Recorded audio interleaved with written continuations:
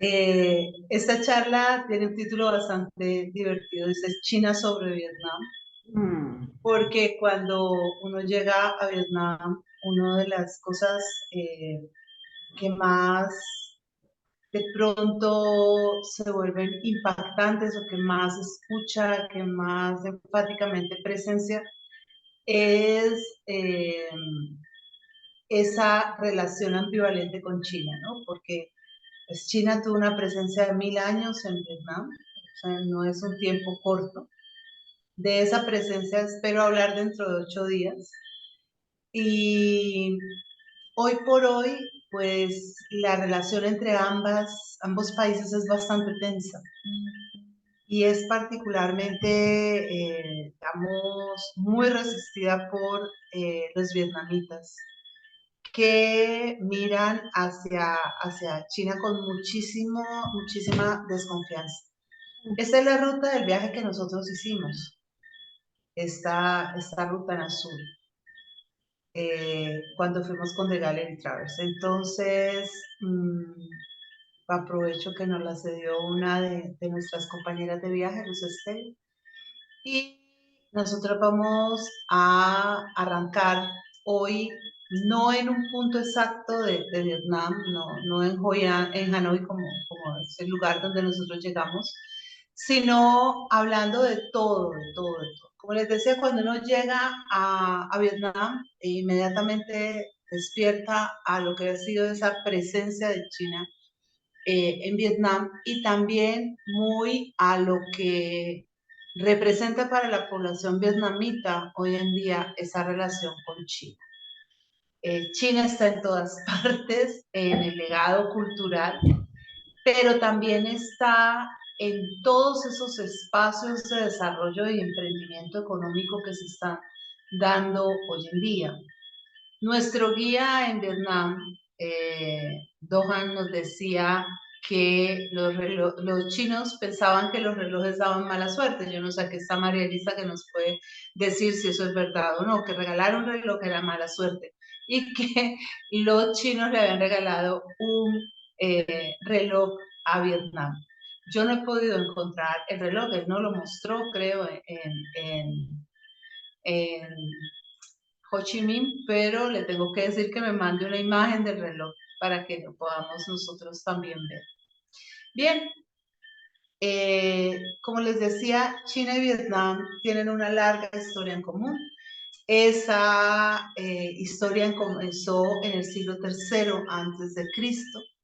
Para Vietnam supuso todas las ambivalencias de el verse conquistados, el verse avasallados, y mucho de la historia originaria de Vietnam está pues vinculada con esa presencia china, incluso el haber ido adquiriendo y conquistando territorios.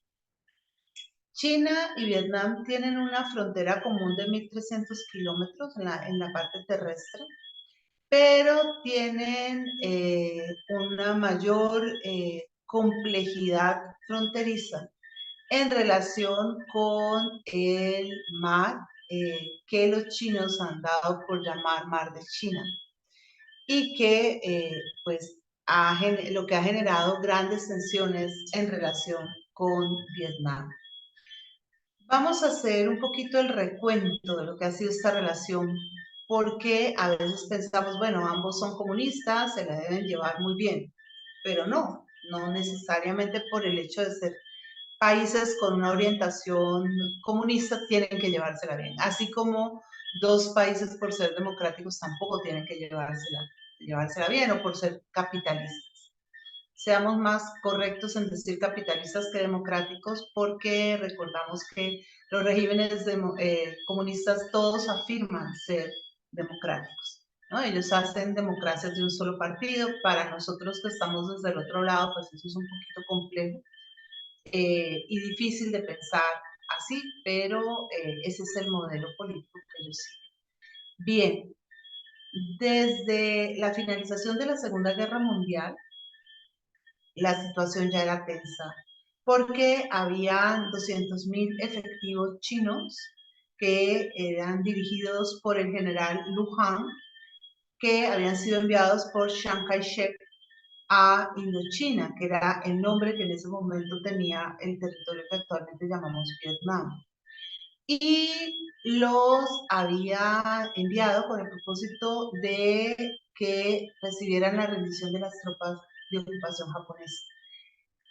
Chiang Kai-shek, que eso lo veremos más adelante, es un republicano de base y fundamento y va a tener una relación muy complicada con Ho Chi Minh. Hay un momento en que Ho Chi Minh va a estar preso en China justamente por orden de Chiang Kai-shek. Eso quiere decir que estos 200.000 efectivos chinos, pues no eran exactamente los 200.000 efectivos que hubieran querido recibir muchos vietnamitas. Y para muchos vietnamitas, muy probablemente, la amenaza japonesa era menor que la china. Es más, Japón entra a Vietnam en buena medida de la mano de la idea de resistir a China. Entonces, los vietnamitas los reciben, viéndolos en buena medida como liberadores, por un lado de los chinos, por el otro lado de los franceses, y confiando en que van a poder establecer un gobierno más autónomo. De eso también tendremos que hablar más adelante. Estas tropas chinas van a quedarse en Indochina, en ese momento, actual Vietnam, hasta 1946. Y en ese momento los chinos van a pasar también, acordémonos, por un proceso, o han pasado por un proceso que es el del enfrentamiento entre Chiang Kai-shek y Mao Zedong. Ese enfrentamiento se va a dirimir a favor de Mao Zedong en la revolución de China, en la revolución de la China popular. Así que para 1946 nosotros vamos a encontrar que los chinos veían una gran afinidad en el Vietnam Quang Dang, que era la versión vietnamita del Kuomintang chino, y pensaron en ese momento que Vietnam iba a ser, entre otros, una de las bases significativas para apoyar la influencia de China en la región. En ese momento, China está buscando tener una voz significativa, cantante, en este espacio asiático. Pero en ese momento vamos a encontrar que van a esa presencia de las fuerzas de ocupación china, hicieron que las fuerzas de la República Democrática de Vietnam, creada por Ho Chi Minh, pudieran tener una mayor significación ante las autoridades del ejército británico que se habían situado en la región del sur de Vietnam. Ho Chi Minh es un personaje que les va a costar mucho trabajo a Mao Zedong y a Chiang Kai-shek. Perdón, aclaro, o sea, cuando esto está pasando todavía no se ha dado la revolución de Mao. Mao está en este momento todavía, ha estado en alianza con Chiang Kai-shek. Apenas va a empezar el enfrentamiento entre ellos dos. La cuestión es que Chiang Kai-shek digamos, presiona a los franceses señalándoles que en caso de que ellos no cedan ante sus demandas, él va a actuar apoyando a Ho Chi Minh. ¿Qué es lo que quiere Chiang Kai-shek? Pues que los franceses negocien con Ho Chi Minh. A Chiang Kai-shek, Ho Chi Minh no le gusta mucho, pero piensa que puede ser un aliado eficiente. Sin embargo, ya digamos en febrero de 1946, Chiang Kai-shek va a obligar a los colonos franceses para que renuncien a todas sus concesiones en China, a todos sus privilegios extraterritoriales, y lo va a hacer a través de un canje en el que les dice, bueno, ustedes se van de China y yo saco mis tropas de Indochina y ustedes pueden volverse a hacer con la región de Indochina, que para ustedes es mucho más importante que digamos que las posesiones que están teniendo aquí en China. La razón de este cambio de Chiang Kai-shek, de querer apoyar a Ho Chi Minh a cambiar de posición, es simplemente que Chiang Kai-shek, como les he dicho, nunca quiso a Ho Chi Minh, eran de posiciones ideológicas opuestas, antagónicas, simplemente vio en Vietnam un comodín que se podía adecuar a su estrategia de geopolítica y también de política interna, porque era claro que los chinos querían fuera a los extranjeros de su territorio. Bien, después de que se da ahora sí, la Revolución China, 1950, en ese momento, entonces, la China comunista se va a convertir, al igual que la Unión de Repúblicas Socialistas Soviéticas o la URSS, en un importante apoyo estratégico para Vietnam del Norte. Esto durante las guerras de Indochina, cuando Ho Chi Minh está luchando fuertemente para lograr que su país sea finalmente independiente. El Partido Comunista Chino le va a aportar armas y entrenamiento militar, suministros esenciales para poder librar la guerra contra Francia a el Vietcong de Ho Chi Minh. Entre tanto, en el sur de Vietnam se han posicionado los aliados, exactamente Estados Unidos, en principio para respaldar a Francia y después para evitar que la amenaza roja siga extendiéndose sobre los territorios que consideran deben mantenerse libres y adeptos a la alianza del Atlántico Norte, es decir, a la OTAN, al bloque del capitalismo. Esto hace que Estados Unidos se comprometa en la guerra que va a durar de 1949 a 1975 y de la que hablaremos más adelante con toda la experiencia, pues ya no solamente de lo que la historia dice, sino de lo que se puede ver en el sitio. Durante 1964 vamos a tener que entre 1964 hasta 1969, China envía efectivos para pelear la guerra de Vietnam. Se calcula que vinieron más de 300,000 soldados y la mayoría de estos estaban ubicados para respaldar a las baterías antiaéreas que luchaban en Vietnam para lograr, entre otras cosas, la liberación del sur, como lo entienden ellos, la unificación del territorio vietnamita. En 1954 se había puesto fin o se puso fin a la Primera Guerra de Indochina. En ese momento, el primer ministro chino era Zhou Enlai y él instó a la delegación del Viet Minh a aceptar la partición del territorio en el paralelo 17. Esto fue considerado como una traición por parte de los vietnamitas. Ellos consideraron que China los estaba entregando de brazos atados para favorecer sus propios intereses geopolíticos.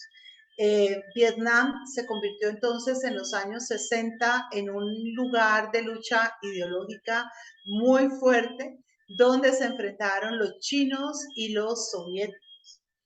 Para ambos imperios comunistas, Vietnam era un peón en el juego estratégico y no cualquier peón, pues un peón con una salida muy importante al mar, con una posición, una ubicación muy significativa.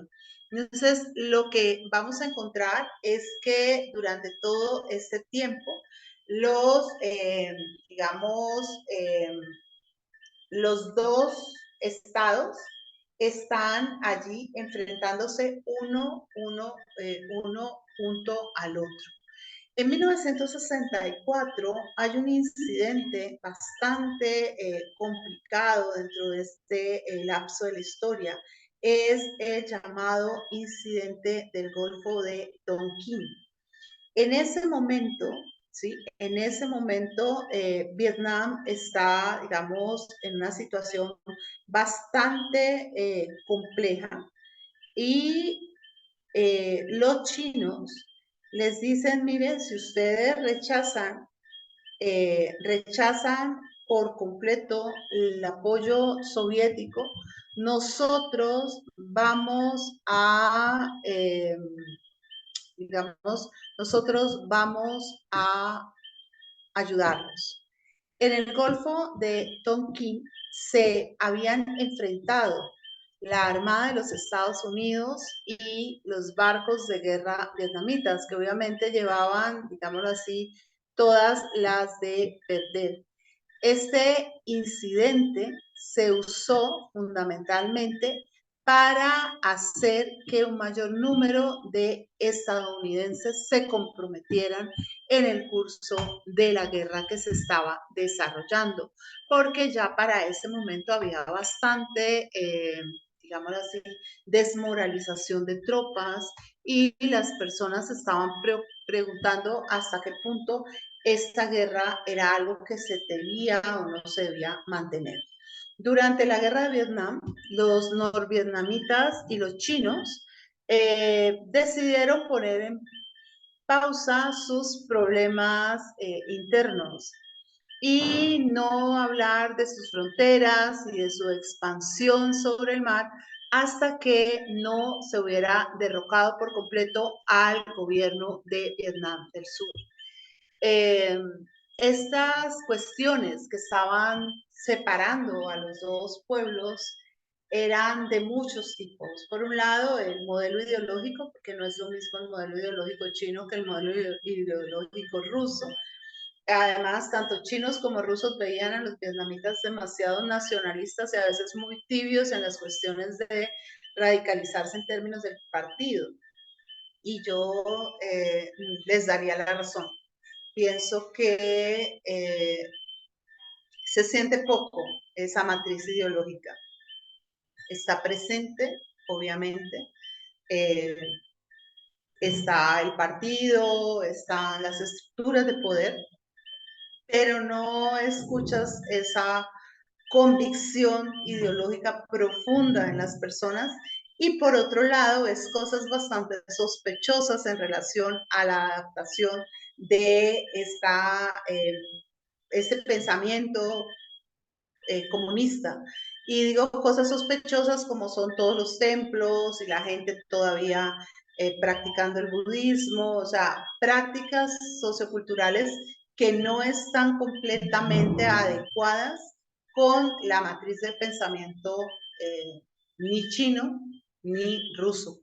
Lo que sí uno ve es la eficiencia de este modelo estatal en el sentido que no ves pobres, por lo menos no aparecen, si acaso en todo el trayecto es una o dos personas en situación de indigencia en las calles, básicamente no se ve, y pues no alcanzas a percibir unos grandes desequilibrios económicos. Aunque de eso hablaremos después, hay una tensión económica presente en el sentido de que este modelo que se está aplicando hoy en día, que es el de Deng Xiaoping, que supone una economía capitalista y una política comunista, pues genera distancias sociales, para bien o para mal, hace que en un momento o en otro se empiece a ver la brecha económica y eso entra en choque con el modelo político que se está implantando. Pero volvamos entonces a las dificultades que se presentaban. Pues estas dificultades son justamente o están relacionadas justamente con las aguas territoriales de Vietnam en el Golfo de Tonkin y la soberanía sobre las islas Paracelso y Spratly, que están en lo que se llama el Mar de China Meridional. Ese problema con estos territorios sigue vigente y es parte de lo que vamos a hablar ahora. Es parte de lo que genera mayor malestar. Ya durante la década de 1950, la mitad de las islas Paracelso estaban controladas por China y la otra mitad por Vietnam del Sur. En 1958, Vietnam del Norte aceptaba el reclamo de China sobre las islas Paracelso, la mitad de las islas Paracelso que estaba dominando, y lo hacía demeritando su propio reclamo. Esto a cambio, obviamente, de contar con el soporte de China para enfrentar la guerra. Y también teniendo en cuenta que un año antes de que se hiciera esta reestructuración de los acuerdos, pues China le había cedido la isla de White Dragon o del Dragón Blanco a Vietnam del Norte. Por otro lado, todavía apenas se insinuaba uno de los procesos críticos que hay hoy en día, pero ya estaba, digamos, presente en relación con Vietnam del Sur, y es el alto depósito de petróleo que existe en el Golfo de Tonkin. Esto hacía que la tensión entre China y Vietnam del Sur fuera mayor y que China pensaba, apoyando a Vietnam del Norte, pues Vietnam del Norte contraía una deuda y con esa deuda después se podía saldar, haciendo que esos intereses petroleros retrocedieran. Pero las cosas no siempre son como uno cree en el momento en que las está viviendo. En 1960, China es el primer país del mundo que reconoce al Vietcong de Vietnam como una autoridad legítima. Y en 1973, cuando se salda la guerra de Vietnam, Vietnam del Norte va a afirmar que está dispuesto a permitir que sean las compañías extranjeras las que exploren los depósitos de petróleo en aguas en disputa. Y esto va, digamos, a hacer que la situación se vuelva tensa con China, porque no era exactamente lo que yo esperaba que tú hicieras, ahora que te he tratado también y te he ayudado. Pero Vietnam tiene claras sus prioridades ya en ese momento. Tiene tres rivalidades, tres enemigos a los que no puede dejar avanzar. El menos peligroso ya para este momento es Francia, aunque uno nunca puede bajar los guantes con Francia, si no pregúntenle a Siria qué piensa. El segundo es Estados Unidos, que acaba de salir muy golpeado de la guerra, pero que siempre es una gran potencia. Pero el más importante de todos es China, porque, como diríamos nosotros, y usemos el refrán, aunque China se vista de seda, China se queda. Y China tiene una proximidad peligrosísima con Vietnam. China es demasiado grande y China ve a Vietnam como un tigre ve a una oveja, como un bocado muy suculento. Bien, en enero de 1974 se empieza un enfrentamiento durísimo a nivel militar entre China y Vietnam del Sur, y esto resulta en que China tome el control total de las Paracelso. Después de la caída de Saigón en 1975, Vietnam del Norte se apodera de las partes de las islas Spratly controladas por Vietnam del Sur. Ya el Vietnam unificado va a cancelar el reclamo que había hecho sobre las Paracelso, y tanto China como Vietnam reclaman el control de todas las islas Spratlys y de hecho van a controlar varias de esas islas. En ese momento también Vietnam va a reunificar su bandera como una bandera comunista en el año 1976. Como les decía, uno no puede dar por hecho que porque somos comunistas nos queremos todos. Hay demasiadas tensiones entre estos dos países. Y aunque a veces parecen estarse moviendo de una manera sincronizada, uno no siempre puede quedarse totalmente tranquilo. Bien, la relación más o menos armónica va a durar poco. Va a durar poco porque en Camboya se va a establecer el régimen de los Yemeres Rojos o de Kampuchea Democrática. Este régimen del Yemer Rojo va a estar apoyado por China.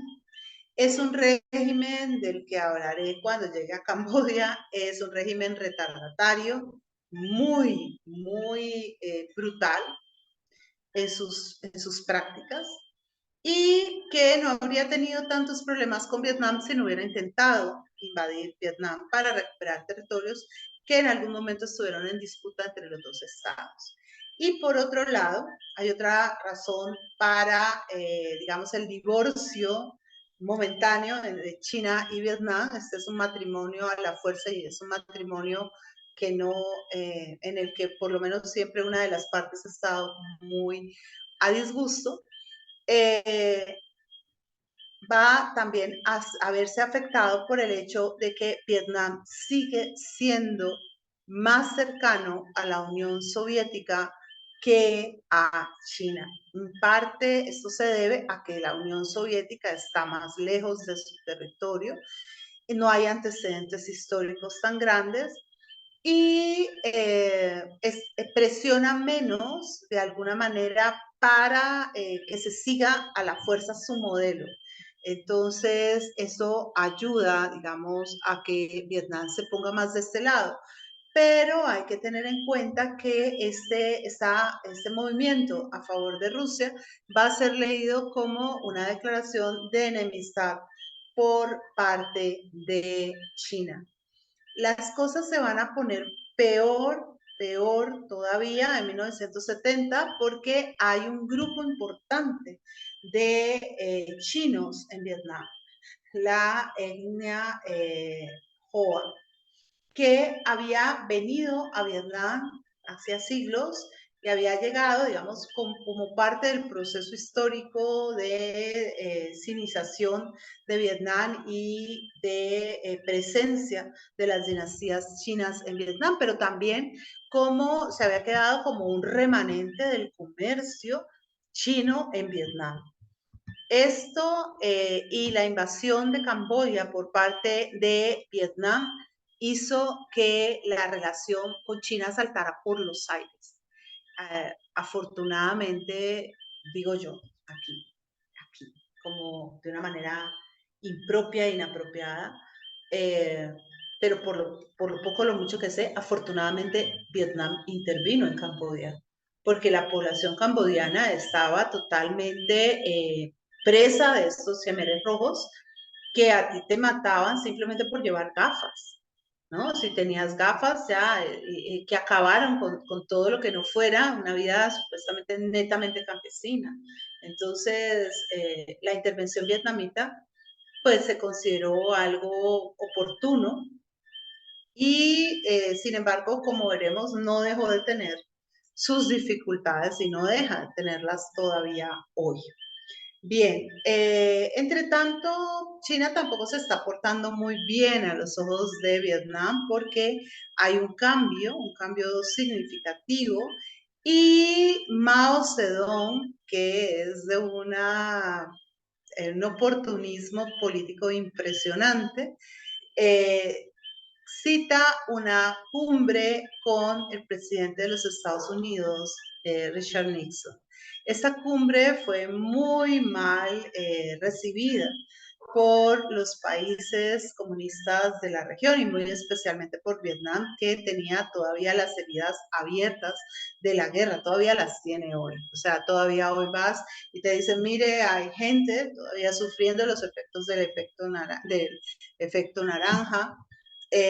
Hay muchos lugares en Vietnam que no se pueden sembrar porque hay bombas, cada 2 por 3 se encuentran bombas, tienen que irlas a desactivar, tienen episodios de susto cada momento por esta razón. En 1978, China decide acabar con su ayuda a Vietnam porque él está cobrando el que Vietnam ha creado o ha establecido un tratado de colaboración con la Unión Soviética. El 17 de febrero de 1979, el Ejército Popular de Liberación China cruza la frontera vietnamita para, digamos, reclamar ciertos territorios que, según los chinos, les pertenecen. Se retiran el 5 de marzo de ese mismo año, pero antes de retirarse devastan la zona norte de Vietnam y llegan incluso a amenazar la capital vietnamita de Hanoi. Tengan ustedes en cuenta que Vietnam, hay un momento de su historia que pasa la capital de Hanoi a Hue, justamente para alejarla de los chinos y de su intervención. Después de esto se empiezan unas conversaciones de paz, pero esas conversaciones de paz no progresan y lo que ocurre es que se quedan los ejércitos en la frontera, o sea, se queda una acumulación de tropas en la frontera. Vietnam llega a sentir tanto pánico que va a fortificar las ciudades, los distritos fronterizos y va a desplegar 6.000 soldados. Entre tanto, China despliega 400.000 soldados del lado que le corresponde. Cuando desaparece la URSS en 1991 y Vietnam sale de Camboya ya en 1990, o sea, un año antes, las condiciones para la relación China-Vietnam empiezan a mejorar y ambas naciones empiezan a hablar de normalizar su relación, hacen una cumbre secreta en Chengdu en septiembre de 1990 y ya en noviembre de 1991 la relación aparece normalizada. Ambos reconocen y apoyan al nuevo gobierno de Camboya, que es comunista, y lo van también a apoyar en su deseo o determinación de unirse a la Organización Mundial del Comercio. Entre tanto, tenemos que, a partir de ahí, digamos, las cosas van bien, pero estamos cerca, pero no estamos tan cerca. Y hay una situación que se va a hacer notoria y es que no hay mucho intercambio diplomático ni muchos viajes de funcionarios de un lado para el otro. Sin embargo, en 1999, el secretario general del Partido Comunista de Vietnam, Le Ca Pio, va a visitar Beijing y se va a reunir con las más importantes personalidades de China y van a establecer la directriz conjunta de 16 palabras con el propósito de mejorar su relación bilateral.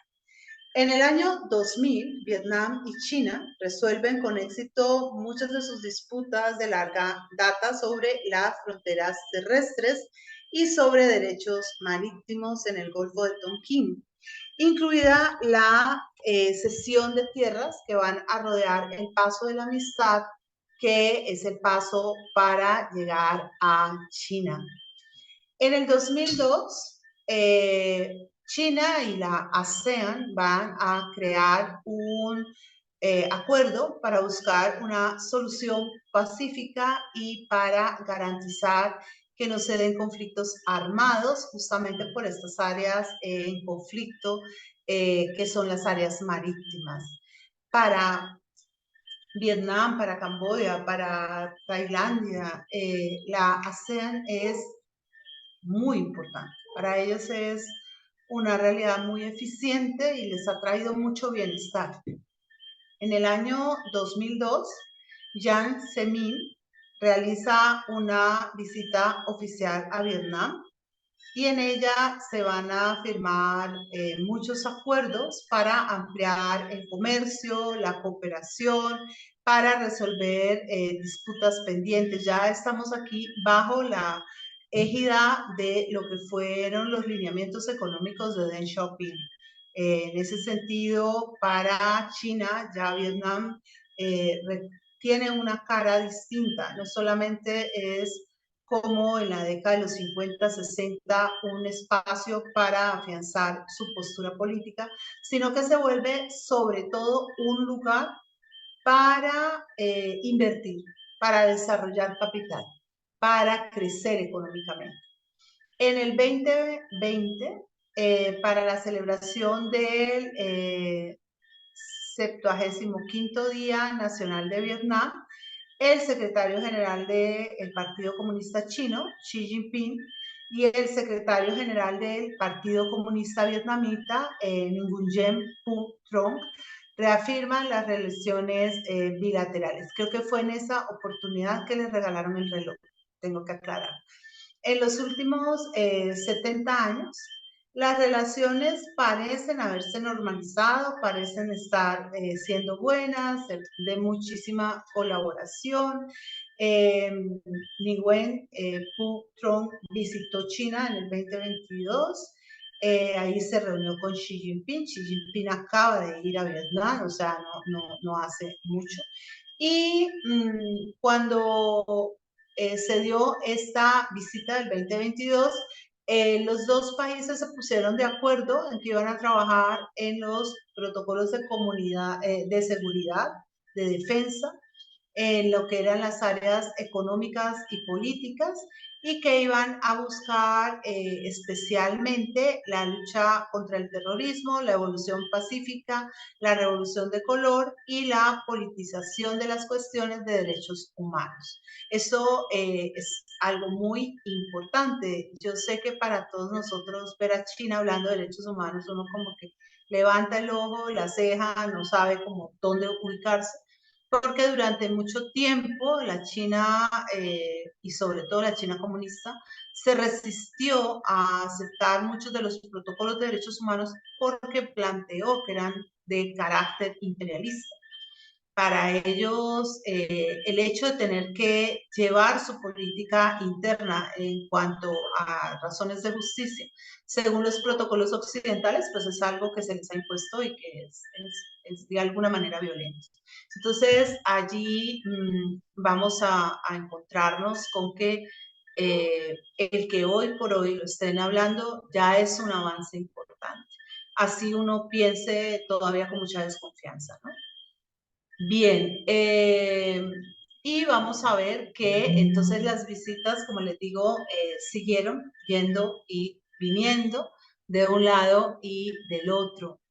En la última visita que hizo el primer ministro de Vietnam a China, visitó este lugar, el área de Xiong'an, que es uno de los proyectos claves de Xi Jinping para poner a China en el centro del mundo económico. Este es un proyecto que articula Beijing, Tianjin y Hebei como polos de desarrollo de China. Bien, el que hoy por hoy esté mejor la cosa no quiere decir que esté del todo resuelta. La relación sigue siendo difícil. Y eso a pesar de que China es el primer socio comercial de Vietnam y que Vietnam es el sexto socio comercial de China.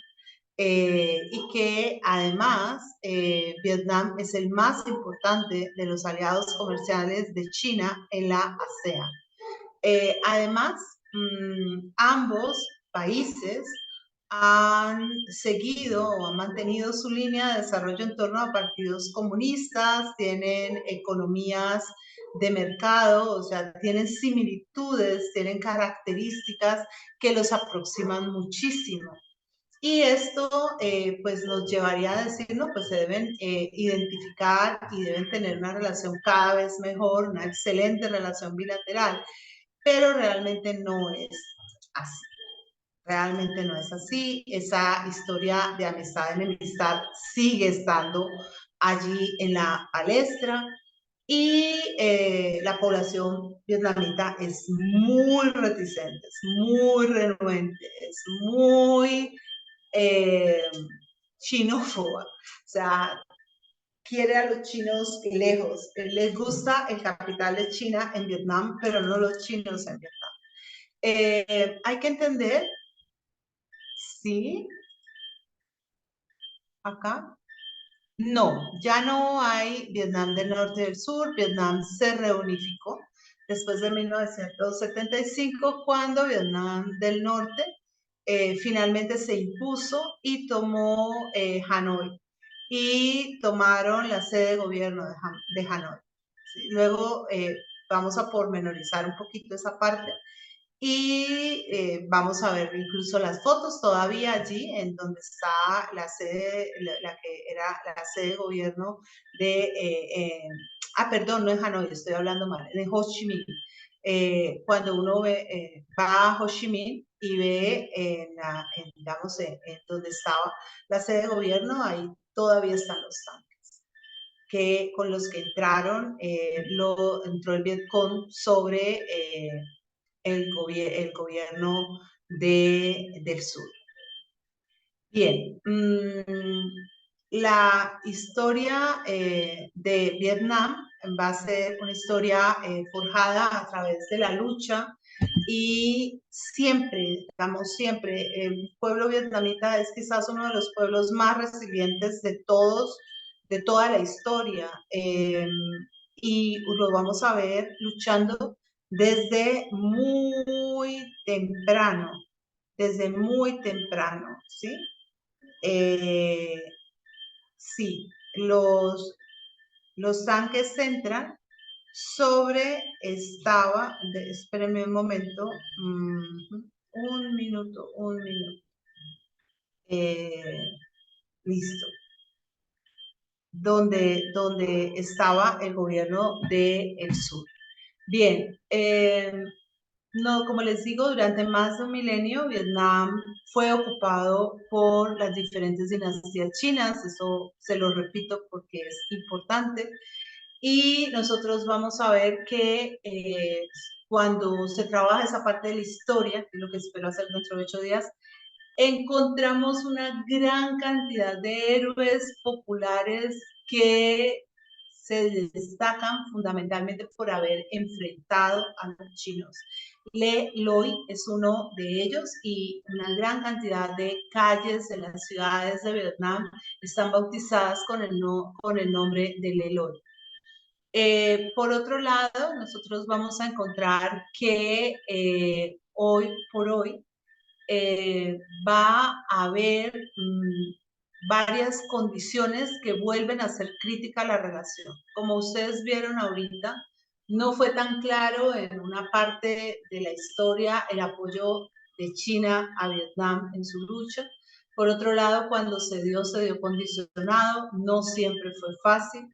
Por otra parte, vamos a encontrar que el hecho de que China y la Unión Soviética hubieran entrado en pugna con Mao y con Stalin, justamente llevó, entre otras cosas, a que se acentuara la brecha entre China y Vietnam. Ya después las relaciones mejoraron, pero el mar, llamado Mar de China, sigue siendo un problema. Tan es así que esta película Barbie no se pudo presentar o proyectar en Vietnam porque en ella aparece el nombre de Mar del Sur de China y se asume que las islas Paracelso están todas en propiedad de China.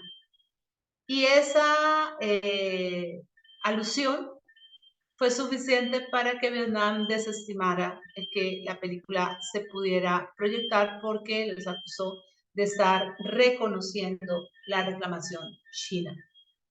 Ahora, ¿por qué tanto alboroto? Bueno, todo lo que sea mar es delicadísimo. El mar es una vía de transporte, de comercio y es un ecosistema riquísimo. En términos geoestratégicos, este mar es una zona sumamente delicada. Por ahí pasa el 70% del comercio mundial. Y para China es además la puerta de entrada de su suministro estratégico, energético, perdón. Para China perder la preponderancia en este espacio supone además quedar muy limitada, o sea, verse muy, los chinos que siempre se encerraron durante gran parte de su historia o hicieron creer que se habían encerrado porque realmente no, estaban expandidos por todos lados. Los chinos tienen mucho temor a ver limitadas sus fuentes de navegación y sobre todo China es un país que tiene unos consumos energéticos enormes, entonces necesita, digamos, ese espacio para sentirse más tranquilo. En cuanto a la reclamación, China ha logrado desempolvar un mapa de la dinastía Ming y ha logrado avanzar su reclamación digamos, de este dominio sobre el mar, basándola en 9 puntos. Y además de hacer la gestión diplomática, pues China se ha dado la tarea de construir islas artificiales, ha hecho instalaciones de equipamiento militar en estas islas. Esas islas que al parecer al principio no iban a ser muy funcionales, se han ido poniendo tierra, las han ido empezando a dar la posibilidad de poderlas poblar y de esa manera van creando un precedente que ayuda a que la reclamación tenga mucho más fuerza. Y esto pone en sobresalto a países como Vietnam y a otros países que tienen también intereses en el área y especialmente pone al borde de la demencia a Taiwán. Perdón, no era el mapa de la dinastía Ming, sino de la dinastía Qing, que es la dinastía que va del siglo XVI al siglo XIX. Bien, otro punto grave, más grave diría yo, es como les he dicho, el rechazo interno a China. Es una situación muy, muy seria. Porque, por ejemplo, en el 2014 encuestaron a los vietnamitas y encontraron que el 16% de los vietnamitas tenían una visión favorable de China, mientras que el 76% tenían una visión favorable de los Estados Unidos. ¿Cómo? Con todo lo que siguen viviendo de la guerra, con todo lo que siguen viviendo de la guerra. La guerra, si lo queremos, duró un ratico en relación con los 1000 años de dominación china. Por otro lado, han sido frecuentes las protestas anti-China. La más grave fue la del 2014. Esa se dio por el traslado de la plataforma petrolera china Haiyang Shiyou 981 a 120 millas náuticas de la costa de Vietnam. En ese momento, la población enardecida destrozó los comercios de los chinos. Desafortunadamente, la mayoría eran de taiwaneses, no eran de chinos de la China popular, y no porque diga desafortunada, debió ser mejor allá, no, sino porque pues además era gente que nada que ver en el conflicto, más bien por eso. Y hubo 200 arrestos y 20 muertos. O sea, no fue una cosa tan inocua. Por otro lado, hay otros problemas que son muy sensibles. Uno de ellos es el que tiene que ver, digámoslo así, con la pesca. a pesar de que China le ofrece a Vietnam una ventaja, un beneficio en todo lo de ser parte de la famosa ruta de la seda, pues Vietnam siente que todos esos avances chinos no son buenos para él y que es mejor acercarse a Estados Unidos o a Japón con el propósito de mantener el equilibrio. Ahora, ya durante el gobierno de Barack Obama, fue claro, para Estados Unidos era importante fortalecer la relación con Vietnam para dificultar las cosas a China. Y esto hizo que en el 2016 Obama fuera a Vietnam y levantara el embargo de armas estadounidense que había estado en vigencia durante décadas después de la guerra. Después de esto, la posición de Donald Trump en contra de China hizo que Estados Unidos ya acercara todavía más a Vietnam y Vietnam a Estados Unidos. Y después, además, las políticas de sanción que puso Trump a las manufacturas chinas hizo que las manufacturas vietnamitas se dispararan, entre otras cosas porque llevó a muchos empresarios chinos a trasladar sus negocios a Vietnam, con un problema grave, y es que las condiciones cambiaron. El Vietnam pre-Trump era un Vietnam donde los chinos tenían mayor libertad de acción, donde podían vulnerar las leyes laborales, contratar menores, bueno, hacer ciertas cosas. Y después de la conexión con Trump, pues Vietnam cambió su postura frente a esos empresarios chinos y ahora muchos de ellos están viendo cómo se devuelven hacia China con sus comercios porque les está saliendo muy caro. Ciertamente pueden ingresar más fácilmente sus productos a Estados Unidos, pero las condiciones de trabajo en Vietnam cambiaron y pues tienen los sobrecostos de traer los insumos, de no tener todo articulado como lo tienen en China. Bien, para Vietnam tener estos dos pretendientes ha sido bueno. Vietnam ha podido incluso hacer un pulso de fuerzas, o sea, equilibrarse entre un lado y el otro, buscando sacar lo mejor de lo mejor.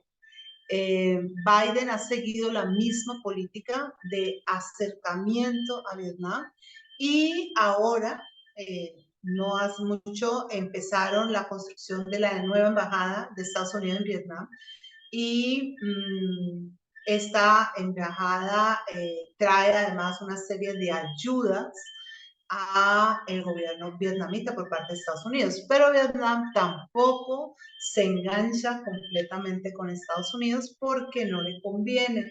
Ya dijimos, es su socio económico más grande China y él pues tiene también una importante representación en la economía china. Así que en este momento está fuerte el cortejo. Los unos y los otros le ofrecen y le ofrecen, lo visitan, lo llaman, lo invitan, entonces están, digamos, buscando llevarlo para uno de los dos lados. Por otro lado, Vietnam mantiene una política que para ellos es fundamental, es la que se dio después de la guerra, es la política de los nos, que señala no a las alianzas militares, no a la alianza con un país en contra de otro país, no bases militares extranjeras en territorio vietnamita para actuar contra otros países y no forzar o amenazar con el uso de la fuerza en las relaciones internacionales. Esto está en el libro blanco de Vietnam y fue digamos, reforzado en el 2019. De todas maneras, Vietnam nada en unas aguas peligrosas. Ho Chi Minh decía, la tierra es la casa y el mar es la puerta. ¿Cómo podemos proteger la casa sin vigilar la puerta? El problema grande de tener a un vecino como China es que este vecino tiene una flota de barcos muy grandes. y muchas veces los barcos pesqueros chinos entran a navegar en aguas vietnamitas. Y los buques de la Guardia Costera vietnamita no siempre tienen la posibilidad de contrarrestar esta intervención. Vamos además a ver que el 25 de mayo del 2023, el buque de investigación chino, Shang que estaba protegido por un séquito de barcos, fue enviado a los campos de petróleo y gas de la ZEE de Vietnam. Inmediatamente los vietnamitas se pusieron en posición de rechazo y rápidamente China tuvo que sacar su barco del lugar. La cosa se estaba poniendo, pasando de fea a más fea. Sin embargo, y a pesar de eso, lo cierto es que China tiene una política de rebanar salami, es decir, va llenando el mar de China, va poniendo cada vez más elementos en el mar de China para disuadir a otros, para que estos otros no intervengan y para que se cree una tensión similar a la de Taiwán en términos de una posible avanzada militar. Ahora, vamos a encontrar que los chinos de todas maneras saben que no pueden atropellar a los vietnamitas, menos ahora que Estados Unidos está tan cerquita, porque eso sería echarlo en manos del enemigo. Y digamos que la situación se pone y se torna sumamente tensa, especialmente ahora porque China está haciendo investigaciones de altísimo nivel en las profundidades del mar de China para obtener todo tipo de información que pueda ser valiosa, tanto en lo económico como en lo militar. Para Vietnam, proteger el mar, proteger el mar es un elemento fundamental, además porque allá la economía pesquera es muy dinámica, porque así como China necesita de las fuentes de energía, Vietnam también, y porque para ellos es clarísimo que el avance sobre el territorio se hace poco a poco.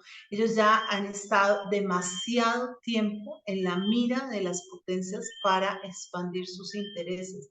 En este momento, sin embargo, tiene una dificultad muy grande y es cómo contener a los barcos chinos, a los buques chinos, para impedir que entren en su mar. Y ellos saben que China es la superpotencia regional y saben también que China escribe las reglas como China quiere. Ellos vuelven a ser el imperio del centro y va a ser muy difícil ganarles la pelea. De todas maneras, no va a ser fácil para China vérselas con Vietnam. En modo alguno, Vietnam es muy resistente, aunque se vea sometido a la tiranía de la geografía, que es algo sumamente sensible. Miren nomás, China opera 864,000 de los buques pesqueros, de los 3,1 millones de buques pesqueros que hay en toda Asia. O sea, y están allí en la frontera de Vietnam. Vamos a mirar que todavía, digamos, Vietnam cuenta con el referente histórico de que en 1979 Beijing lanzó una ofensiva contra la OCAI y en ese momento Vietnam hizo que las fuerzas chinas se tuvieran que retirar. Después de esto, digamos que China ha visto el potencial de mercado que le supone Vietnam y está siendo también mucho más cuidadosa, especialmente porque ve en Vietnam un área de expansión manufacturera muy importante y uno lo siente, hay mucha inversión y también porque saben que estrechando los lazos comerciales con Vietnam van a poder aumentar su poder en la región. En este momento, Vietnam está yendo con bastante seguridad en esta autopista de la geopolítica y de la economía. Hanoi se ha posicionado como un líder en cuanto a conversaciones con China, es una de las voces que puede hablarle con mayor persuasión a China, y esto sobre todo en cuanto a las disputas marítimas, y esto lo ha posicionado como un mediador importante. Asimismo, ha logrado estar dentro de la Convención de las Naciones Unidas sobre el Derecho del Mar, y esto le ha permitido apoyar sus reclamos internacionales y los de otros en relación con las incursiones de China en el mar.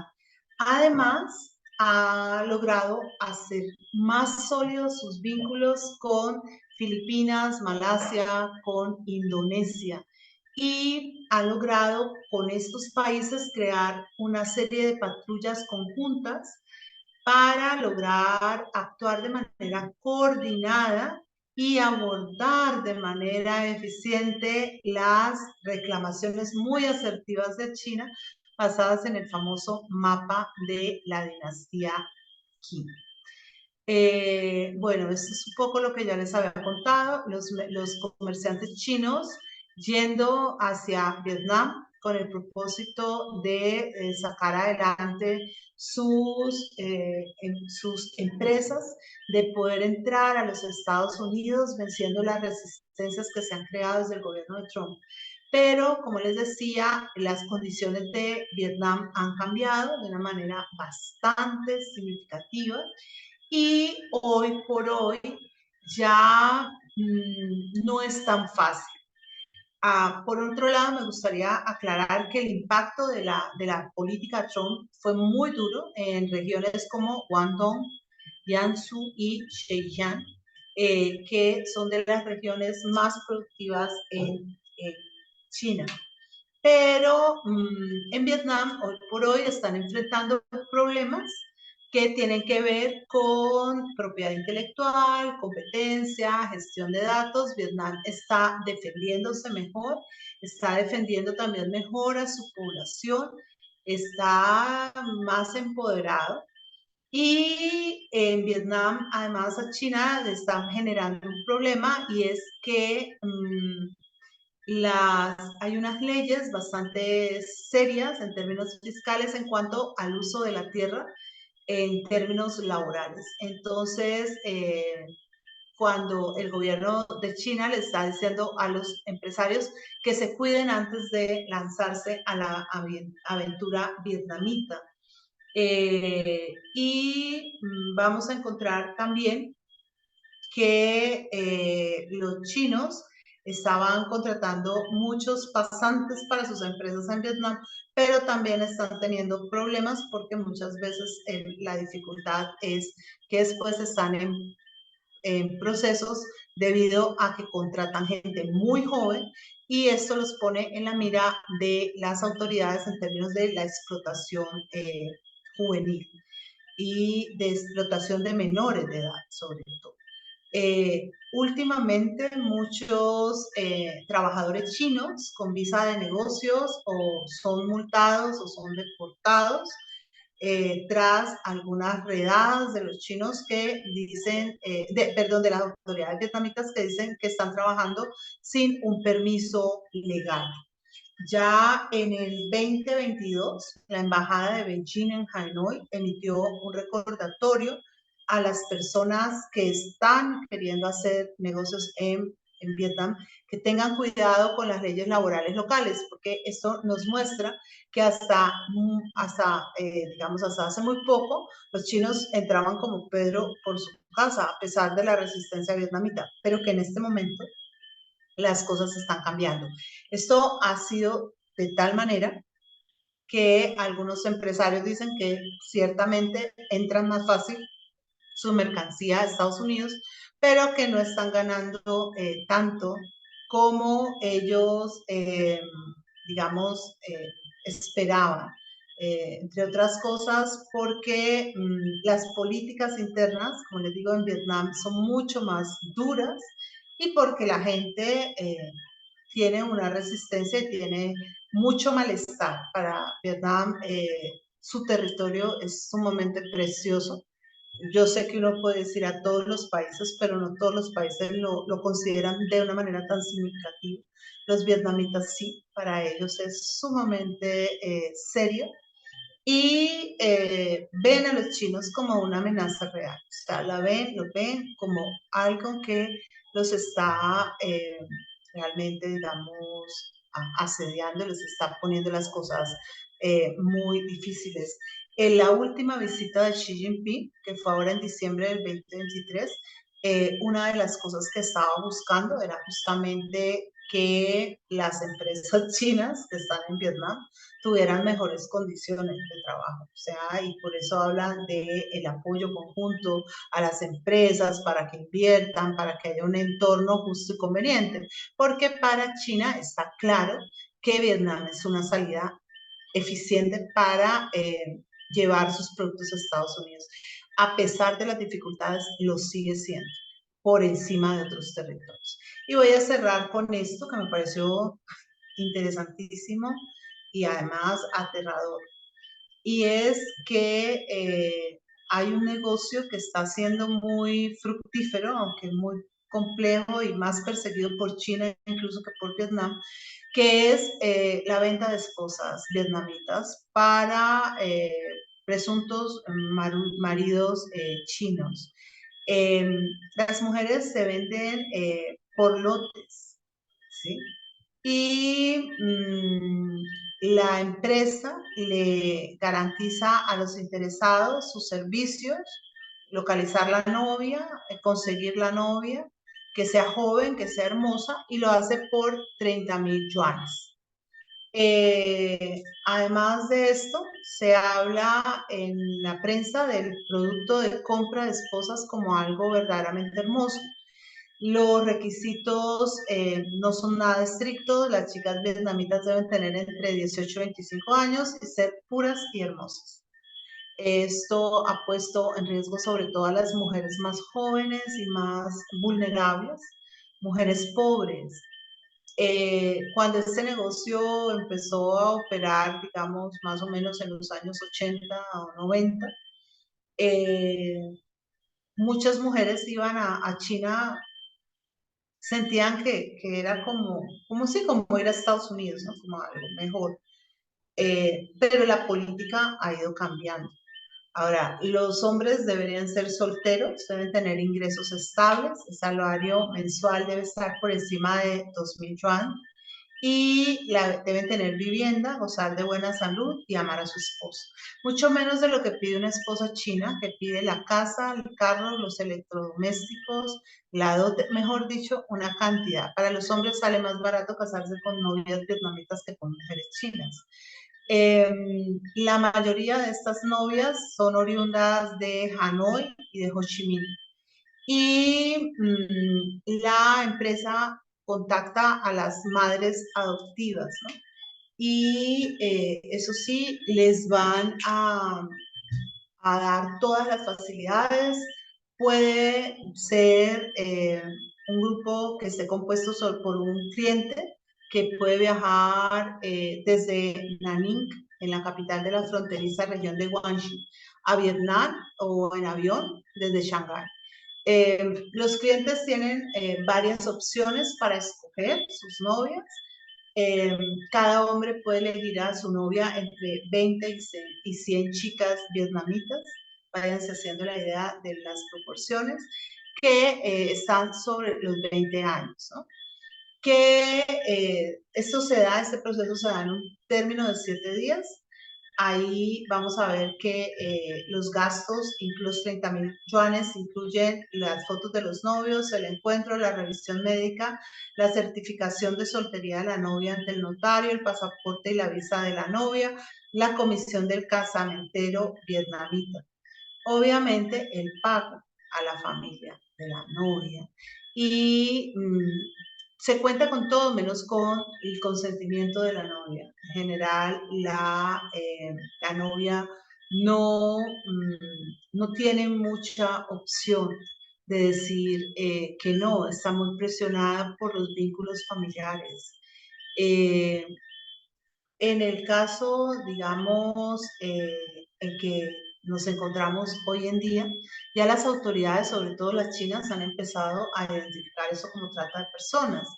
Pero lo que ha alertado a los chinos, más que a los mismos vietnamitas y a todo el mundo, es el hecho de que se han dado varias situaciones en las que muchas esposas se fugan después de estar con sus esposos, los abandonan.